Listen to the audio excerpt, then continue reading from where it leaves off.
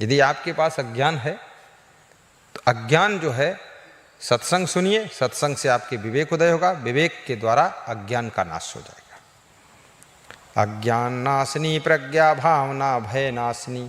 यदि तुम भयभीत रहते हो तो अपनी भावना को सुधारो, अच्छी भावना रखो।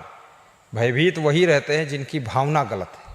चुरा कर खाने की भावना है, सामान चुराने की भावना है, और पैसा चुराने की भावना है, काम चोरी करने की भावना है, काम ना करना पड़े, वो लोग भयभीत रहेंगे। क्योंकि वो देखेंगे कि कोई देख तो नहीं रहा है, कोई जान तो नहीं गया है, हमने ऐसी गलती किया है, कोई हमको पकड़ न ले।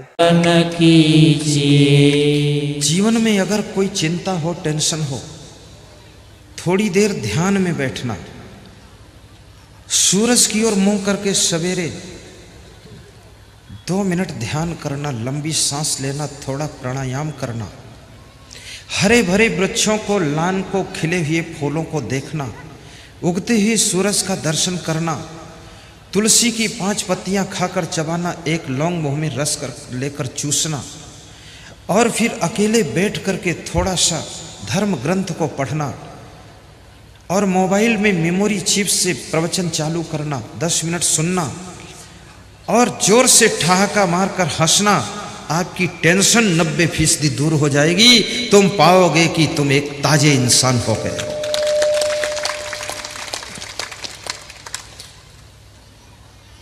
समय परिस्थिति का ख्याल रखना, दुनिया में कभी हिम्मत मत हारना, निराश मत होना। संघर्ष कितना ही हो, शांति से उसका समाधान ढूंढना। समस्याओं से डरने की जरूरत नहीं है, समस्याओं का सॉल्यूशन निकालने की जरूरत है। समस्या तुमसे बड़ी नहीं है, समस्या से तुम बड़े हो। कभी कभी तुम्हारी भूल से समस्याएं पैदा होती हैं, कभी कभी मूर्खों के कारण समस्याएं पैदा की जाती हैं, लेकिन समस्या कैसी भी हो, तुम्हारी तपस्या से समस्या का समाधान जरूर मिलेगा। घबरा करके आत्महत्या भी मत करना। कभी तुम कर्जे में डूब जाओ, तुम्हारे ऊपर बहुत बड़ा लोन हो जाए, घबराना मत, टेंशन मत लेना। टेंशन लेने से समस्या का समाधान नहीं मिलेगा। कृष्ण भगवान को जितना ज़्यादा संघर्ष आता था उतना ज़्यादा वह हंसते थे। जब राक्षस मारने के लिए कृष्ण को आए और कृष्ण की गौएं हाँक कर लेकर चले गए, गोपी ग्वालों ने कृष्ण को सूचना दी, वह पेड़ की डाल पर बैठे बांसुरी बजा रहे थे। कृष्ण मुस्कुरा कर धीरे से उतरते हैं, कहते हैं, है क्या? राक्षस गायें हाँक कर ले गए हैं। यमुना के किनारे कृष्ण भगवान जाते हैं, बांसुरी बजाते हैं। बांसुरी की धुनी को सुन करके गौएं भाग करके उनके आसपास में आकर खड़ी हो जाती है। राक्षस भी चौंक जाते, ये मामला क्या है? राक्षस गुस्सा में लौट कर आते हैं कृष्ण भगवान के पड़ोस में। गोपी ग्वाल डर रहे हैं, कृष्ण से कहते हैं, तुम इधर भाग कर आ जाओ, नहीं ये राक्षस तुम्हें मार डालेंगे। कृष्ण कहते हैं, चिंता मत करो। राक्षस जोर से हंसते हैं, उनके मुख से आग की लौ निकलती है। श्री कृष्ण भगवान वो भी उनके सामने हंसते हैं, ऐसे हंसते हैं, बालपन की हंसी, हा हा हा हा करते हैं। बालपन की हंसी भी बड़ी अजीब हंसी होती है। वो बच्चे हंसते हैं तभी दिखाई देती है। जिसके पास में बालपन की हंसी होगी तो याद रखना उसकी मेमोरी बहुत हाई होगी, और जिसके पास जवानी की हंसी होगी थोड़ा मेमोरी कम होगी, और जिसके पास बुढ़ापे जैसा मायूस चेहरा होगा उसकी मेमोरी बहुत डाउन हो जाएगी। बचपन की हंसी खुशी लौटाइए वापस। कृष्ण भी जोर से ठहाका मारकर हंसते हैं और चक्र सुदर्शन घुमा देते हैं। चक्र सुदर्शन एक राक्षस के पेट में छेद करता हुआ उधर निकल जाता है, एक राक्षस मर जाता है। दूसरा राक्षस हंसता है, आग निकालता हुआ कृष्ण की ओर बढ़ता है। कृष्ण भगवान उसके जोर से लात मारते हैं, वो गिर पड़ता है और मर जाता है। गोपी ग्वाल ताली बजाते हैं कि धन्य हो प्रभु, यही तो लीला अपरंपार है। इतने बड़ी बड़ी मूंछों वाले राक्षस एक बाल कृष्ण से हार जाते हैं।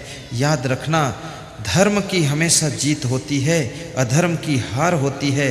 कंस कोई और नहीं है, कंस अधर्म का रूप है, और कृष्ण कोई और नहीं है, कृष्ण धर्म का स्वरूप है। धर्म जीतता है और अधर्म हारता है।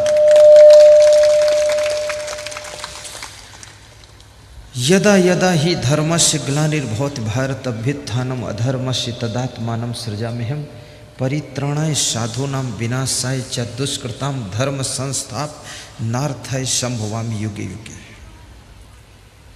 जब जब हो ही धर्म की हानि, जोर से बोलो, सूर्य धम अभिमानी। भगवान श्री राम माँ शबरी को भक्ति समझा रहे हैं। प्रथम भगति संतन कर संगा, दूजे रति मम कथा प्रसंगा। पहली भक्ति संतों का संग करना, मेरी कथा को बहुत प्रेम से सुनना, कथा का आनंद लेना। याद रखना, श्रोता कथा में बैठता है, लेकिन श्रोता के भीतर यदि कथा बैठ जाए, हम कथा में बैठें और कथा हम में बैठे, तो हमारे भीतर बैठी हुई व्यथा निकलकर बाहर हो सकती। कथा में तो लोग बैठ जाते हैं, लेकिन लोगों के अंदर कथा नहीं बैठ पाती है। अंदर कथा को बैठने दीजिए, तब आपके जीवन की कथा बड़ी मधुर कथा बनेगी और व्यथा दूर होगी।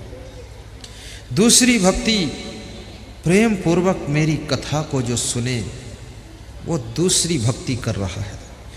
गुरुपद पंकज सेवा तीसर भक्ति अमान, चौथी भक्ति मम गुण गण करे कपट तजिगान। गुरु के कमल रूपी चरणों की निर्माणता पूर्वक सेवा करना तीसरी भक्ति है। सबको गुरु बनाना चाहिए। गुरु के बिना कल्याण का काम शुरू नहीं होता है।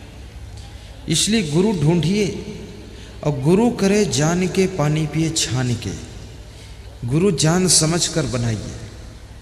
और भूल से यदि कोई गलत गुरु तुम्हारा बन गया हो तो चुपके से चेंज भी कर लीजिए।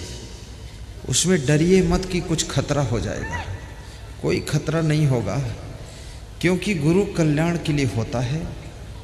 और यदि भूल से या हम समझ नहीं पाए, परफेक्ट गुरु नहीं मिला, तो परफेक्ट गुरु के चरणों में डोरी बांध लेना चाहिए। शिव जी ने स्कंद पुराण में कहा है, ज्ञानहीनो गुरु त्याज्यो मिथ्यावादी विडम्ब कहा, सो विश्रांति न जानात पर शांति करोत की। जो ज्ञानहीन है, मिथ्यावादी है, विडंबक है, पाखंडी है, ऐसे गुरु को त्याग कर देना चाहिए। सरल जितेंद्री ब्रह्मचारी गुरुवो निर्मला साधवो मितभाषिणा काम क्रोध विनिर्मुक्ता सदाचारा जितेंद्रिया। इस प्रकार के गुरु के चरणों में गुरु मंत्र ले करके उनकी भक्ति करना चाहिए।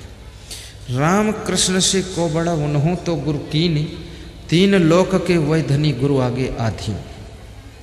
गुरु के जीवन में बहुत बड़ी जरूरत है। इंसान को हर काम सीखना पड़ता है, कल्याण के बारे में भी सीखना पड़ता है। गुरु का सहारा हमें भवसागर से तार देता है। इसलिए गुरु मंत्र सबको लेना चाहिए। और मांस मछली अंडा नशा शराब का त्याग करना चाहिए। कुछ लोग पूछते हैं गुरु मंत्र का नियम क्या है। पहला नियम है मांस मछली अंडा नशा शराब का त्याग करो। दूसरा नियम माता पिता अतिथि संत गुरु का सम्मान करो। तीसरा नियम माला सदैव पहने रहो।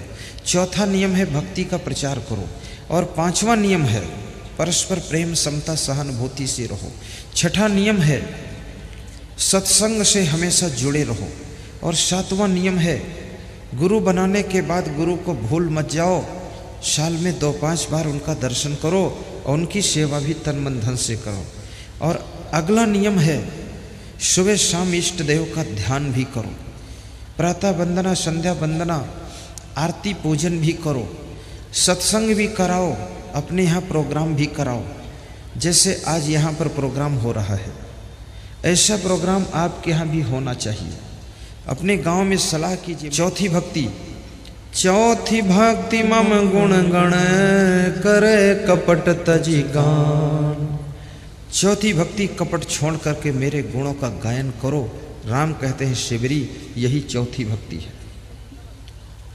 जहाँ कपट नहीं है वहाँ भक्ति शुरू हो जाती है।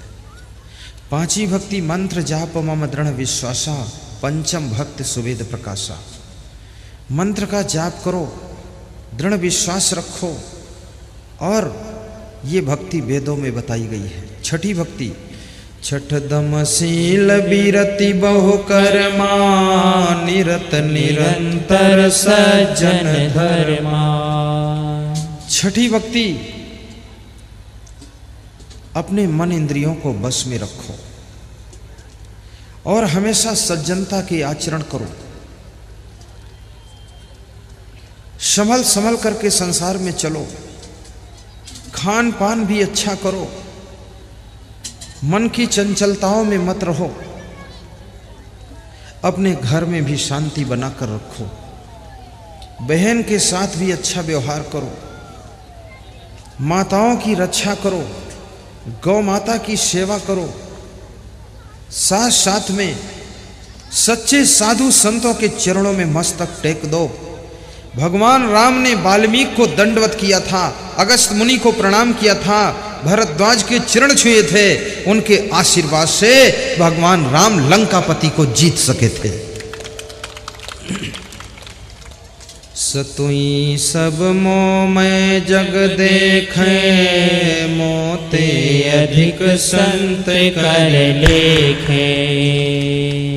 राम कहते हैं कि सातवीं भक्ति संसार के नर नारियों को मेरे समान समझना, और यदि कहीं संत मिल जाए तो उनको मुझसे भी बड़ा समझना। वाह वाह, राम ने संतों का स्थान कितना ऊंचे पर उठा दिया है।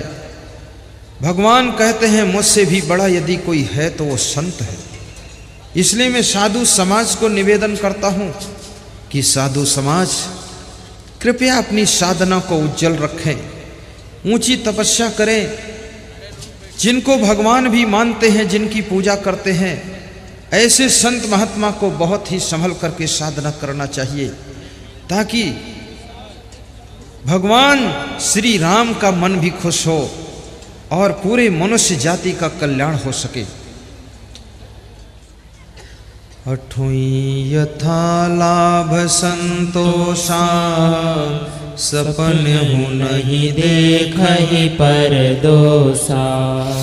अठोई यथा लाभ संतोषा, सपन हूँ नहीं देखहि पर दोषा। भगवान श्री राम माता शिवरी को भक्ति समझा रहे हैं कि आठवीं भक्ति जितना आपको प्राप्त हो जाए उसी में संतोष करना। हाय हाय मत करना, टेंशन मत करना। संतोष के बिना सुख नहीं है। ये संतोष कितनी अच्छी चीज है, लेकिन इसका अर्थ सही समझना। संतोष का अर्थ ये नहीं है कुछ ना करना। संतोष का अर्थ है बहुत कुछ करना, लेकिन अपने मन को संतुष्ट रखना। जो फल मिला है उसमें खुश रहना, ये संतोष का अर्थ है। और मैं ये भी आपसे कहूँगा, जिसके पास संतोष नहीं उसको कितना ही मिल जाए वो सुखी नहीं हो सकता। एक सेठ अपने द्वार पर बैठा रो रहा था।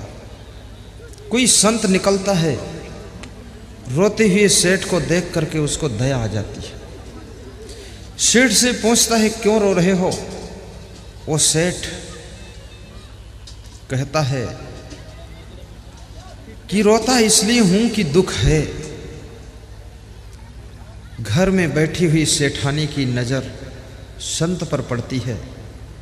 एक कटोरी देसी घी का हलवा लाकर संत को देती है कि आप खाओ महाराज। संत को आश्चर्य हुआ, घर में देसी घी का हलवा तला जा रहा है और ये सेठ यहाँ रो रहा है, सेठानी हलवा खिला रही है। सेठानी के चेहरे पर जरा भी दुख नहीं, और सेठ को बहुत दुख है।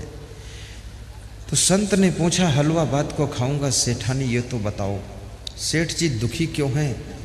और तुम दुखी क्यों नहीं? क्योंकि घर में कोई दुख हो तो दोनों को होना चाहिए। सेठानी ने कहा, महाराज, घटना तो एक ही प्रकार की घटी है, लेकिन दोनों की सोच में अंतर है। बिजनेस चल रहा था जिसमें 5 लाख का प्रॉफिट हुआ है। उस 5 लाख के प्रॉफिट की खुशी में मैं देसी घी में हलवा बना करके तल करके पूरे मोहल्ले में आज बांटूंगी, ऐसा मैंने संकल्प लिया है। लेकिन मेरे सेठ जी कहते हैं कि इस बिजनेस में 10 लाख का प्रॉफिट होना था, जिसमें 5 लाख का प्रॉफिट हुआ है।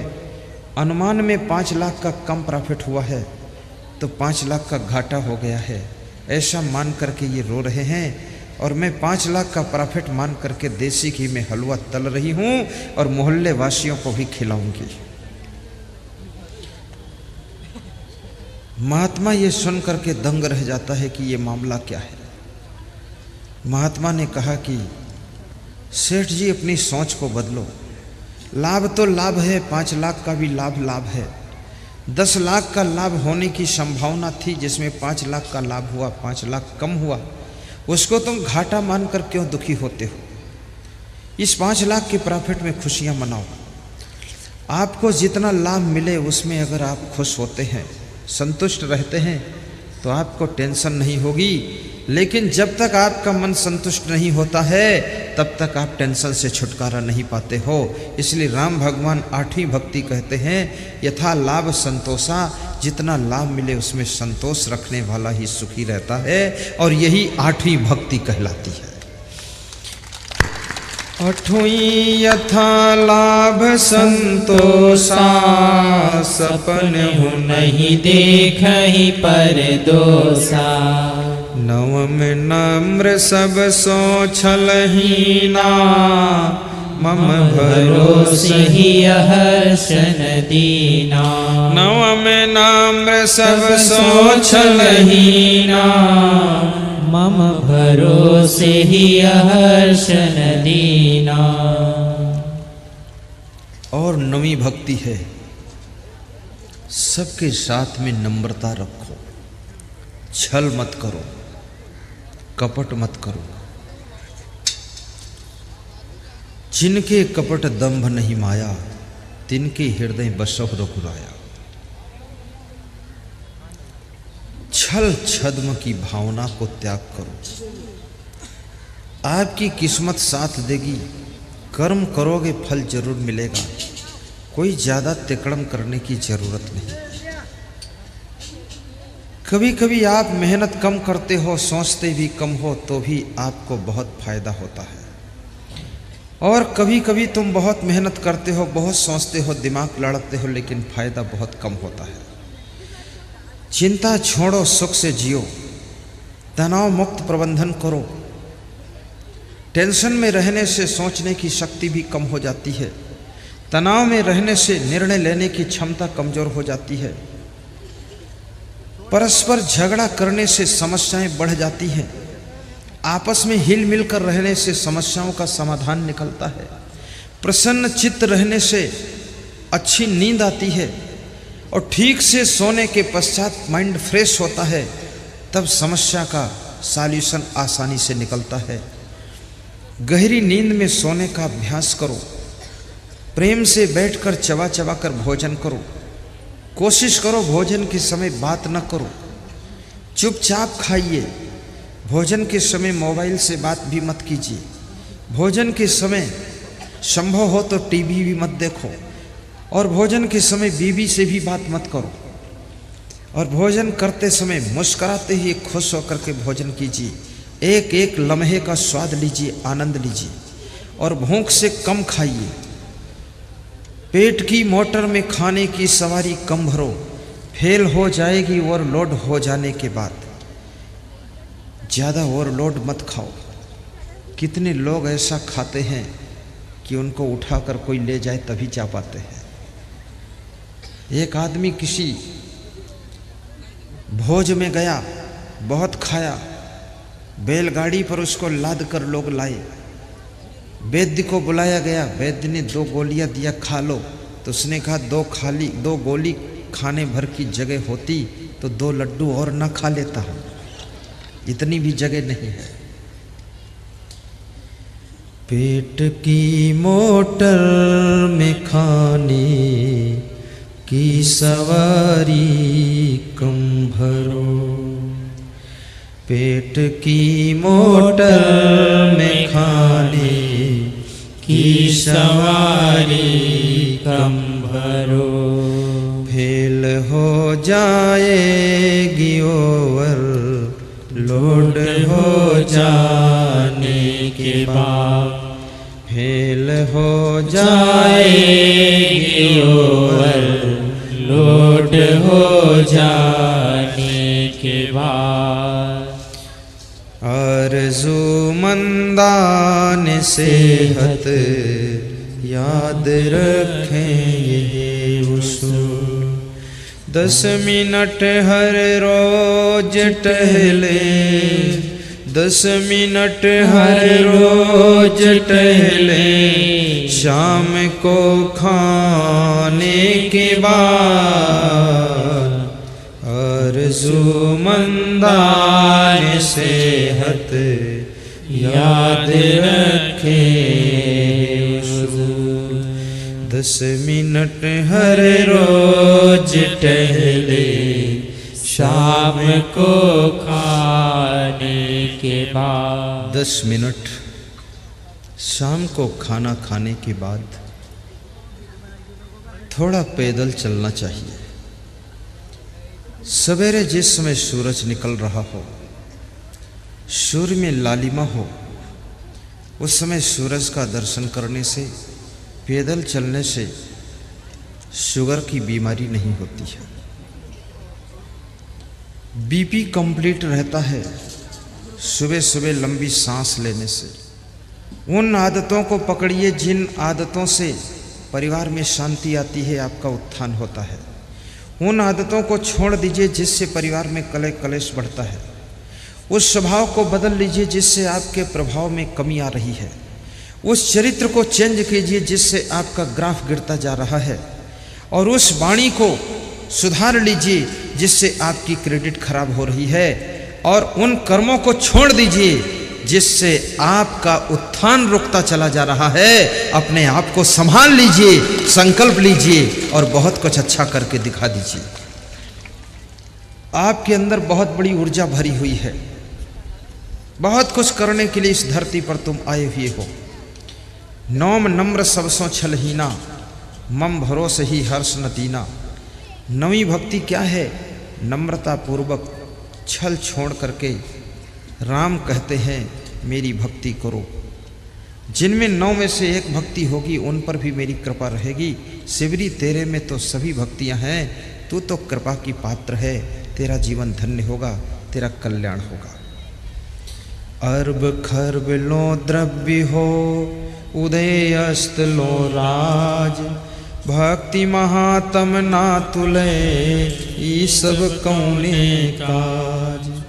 मनुष्य के पास में अरबों खरबों धन हो जाए, सूर्योदय से लेकर सूर्यास्त तक लंबा राज्य हो जाए, लेकिन भक्ति के मूल्य के बराबर नहीं तौला जा सकता है।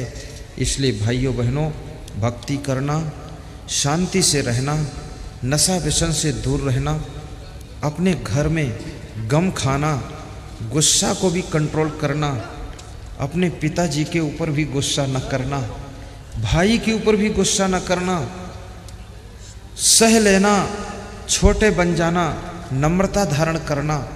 आपके घर में जो सबसे अधिक विकास में लगा हुआ है, जो ज़्यादा चिंतन करता है, बहुत होशियार है, उसके मन को प्रसन्न रखना, उसको परेशान न करना, उसका अपमान न करना, उसकी बात को हंसते हंसते मान लेना। तब आपका घर उन्नति करेगा।